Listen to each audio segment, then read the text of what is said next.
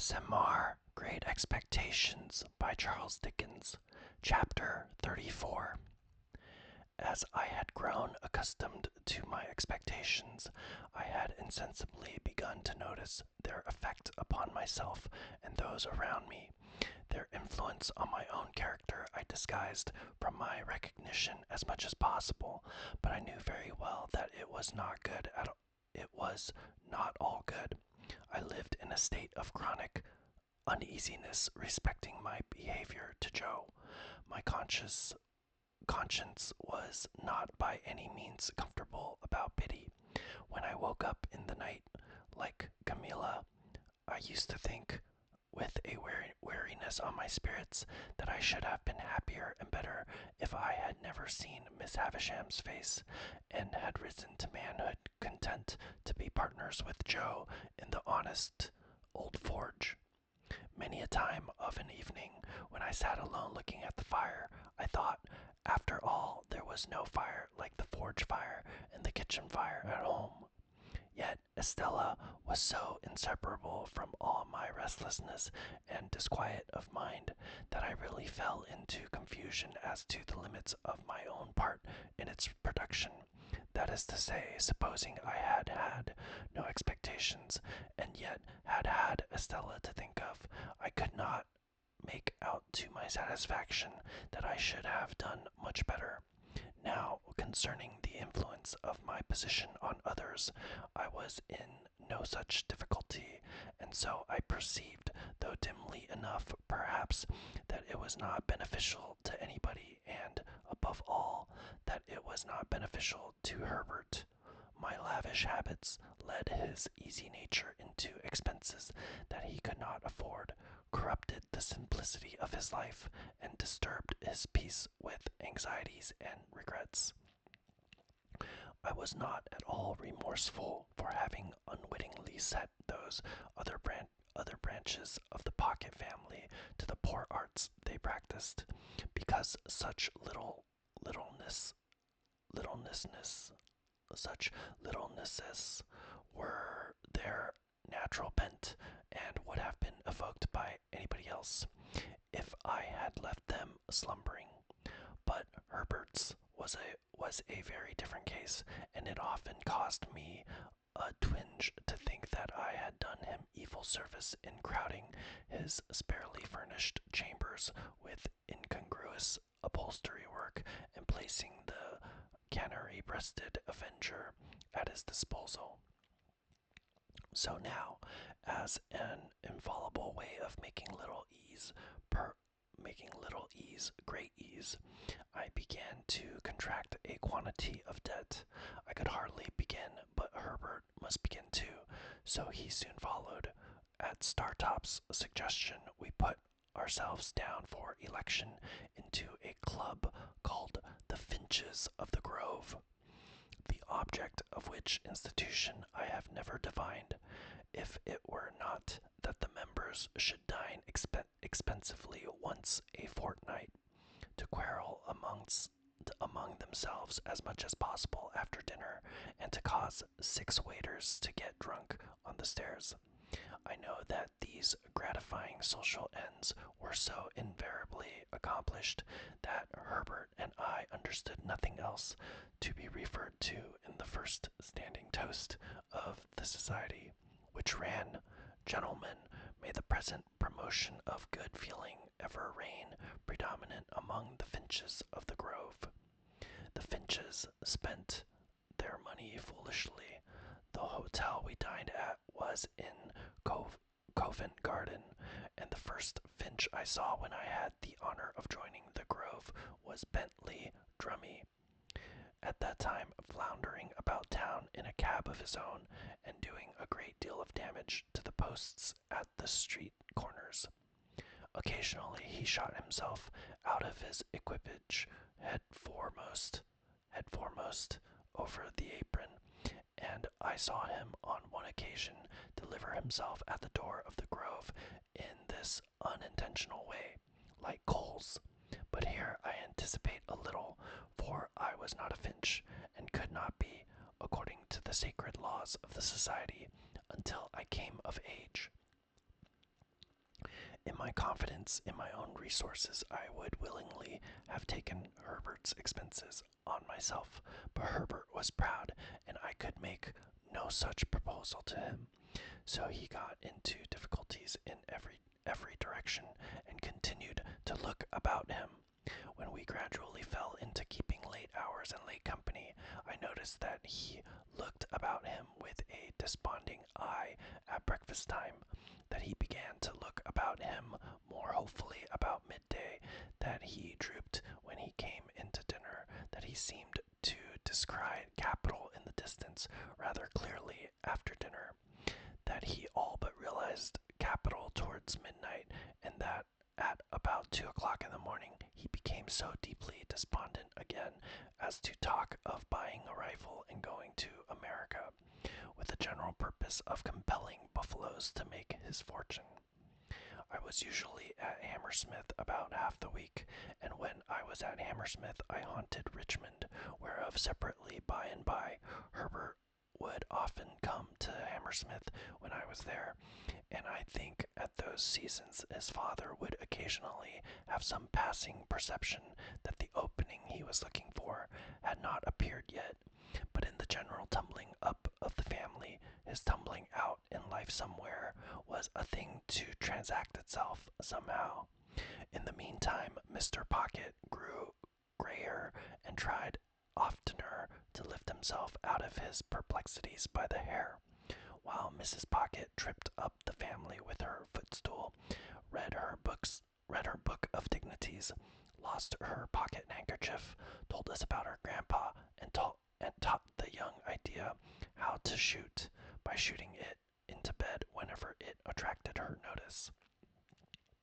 As I am now generalizing a period of my life with the object of clearing my way before me, I can scarcely do so better than by at once completing the description of our usual manners and customs at Bernard's Inn. We spent as much money as we could, and got as little for it as people could make up their minds to give us. We were always more or less miserable, and most of our acquaintance were in the same condition. There was a gay fiction among us that we were constantly enjoying ourselves, and a skeleton truth that we never did. To the best of my belief, our case was in the last aspect a rather common one. Every morning, with an air ever new, Herbert went into the city to look about him. I often paid him a visit in the dark back room in which he consorted with an ink jar, a hat peg, a coal box, a string box, an almanac, a desk and stool, and a ruler, and I do not remember that I ever saw him do anything else but look about him. If we all did what we undertake to do, as faithfully as Herbert did, we might live in a republic of the virtues. He had nothing else to do, poor fellow, except at a certain hour of every afternoon to go to Lloyd's, in observance of a ceremony of seeing his principal, I think. He never did anything else in connection with Lloyd's that I could find out, except to come back again when he felt his case unusually serious, and that he positively must find an opening. He would go on, change at a busy time, and walk in and out in a kind of gloomy country dance figure among the assembled magnates. For, says Herbert to me, coming home to dinner on one of those special occasions, I find the truth to be, Handel, that an opening won't come to one, but one must go to it. So I have been. If we had been less attached to one another, I think we must have hated one another regularly every morning. I detested the Chambers beyond expression at that period of repentance, and could not endure the sight of the Avengers livery, which had a more expensive and a less remunerative appearance than than any other time in the 4 and 20 hours. As we got more and more into debt, breakfast became a hollower and hollower form, and publication at breakfast time threatened by letter with legal proceedings, not unwholly unconnected, as my local paper might put it, with jewelry. I went so far as to seize the avenger by his blue collar and shake him off his feet, so that he was actually in the air, like a booted Cupid, for presuming to suppose that we wanted a roll. At certain times, meaning at uncertain times, for they depended on our humor, I would say to Herbert, as if it were a remarkable discovery, my dear Herbert, we are getting on badly. My dear Handel, Herbert would say to me, in all sincerity, if you will believe me, those very words were on my lips by a strange coincidence. Then, Herbert, I would respond, let us look into our affairs. We always derived profound satisfaction from making an appointment for this purpose. I always thought this was business, and this was business. This was the way to confront the thing. This was the way to take the foe by the throat. And I know Herbert thought so too. We ordered something rather special for dinner, with a bottle of something similarly out of the common way, in order that our minds might be fortified for the occasion, and we might come well up to the mark. Dinner over, we produced a bundle of pens, a copious supply of ink, and a goodly show of writing and blotting paper, for there was something very comfortable in having plenty of stationery. I would then take a sheet of paper and write across the top of it, in a neat hand, the heading Memorandum of Pip's Debts, with Bernard's Inn and the date very carefully added. Herbert would also take a sheet of paper and write across it with similar formalities, Memorandum of Herbert's Debts. Each of us would then refer to a confused heap of papers at his side, which had been thrown into drawers, worn into holes in pockets, half burnt in lighting candles, stuck for weeks into the looking glass, and otherwise damaged. The sound of our pens going refreshed the sound of our pens going refreshed us exceedingly, insomuch that I sometimes found it difficult to distinguish between this edifying business proceeding and actually paying the money. In point of meritorious character, the two things seemed about equal. When we had written a little while, I would ask Herbert how he got on. Herbert probably would have been scratching his head in a most rueful manner at the sight of his accumulating figures.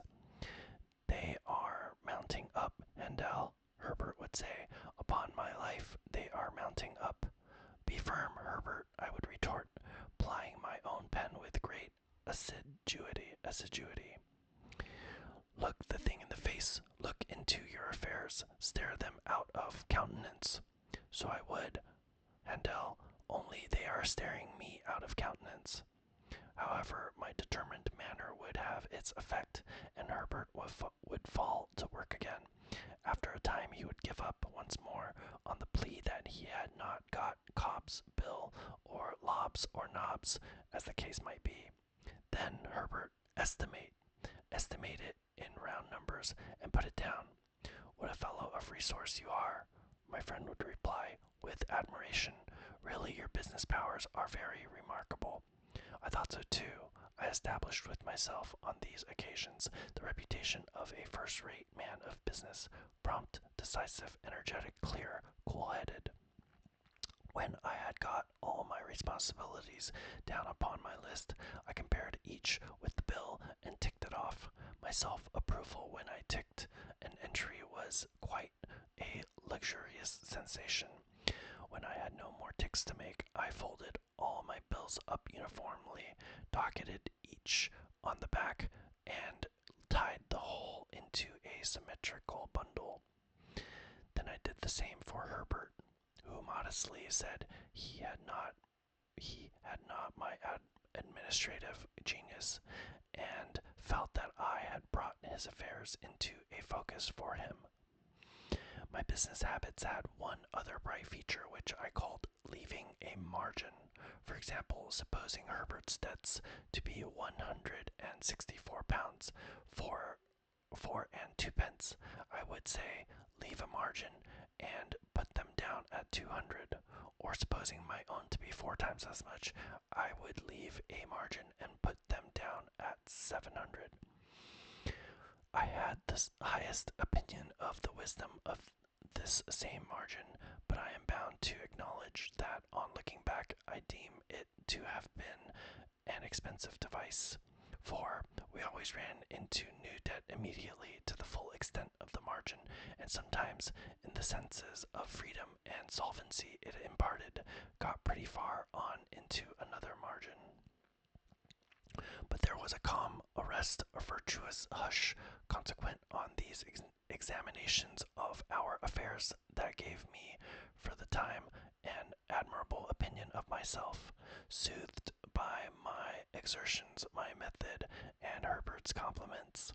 I would sit with his symmetrical bundle and my own on the table before me among the stationery, and feel like a bank of some sort rather than a private individual. We shut our outer door on these solemn occasions in order that we might not be interrupted. I had fallen into my serene state one evening when we heard a letter dropped through the slit in the said door and fall on the ground. "It's for you, Handel," said Herbert, going out and coming back with it, "and I hope there is nothing the matter." It was in allusion to its heavy black seal and border.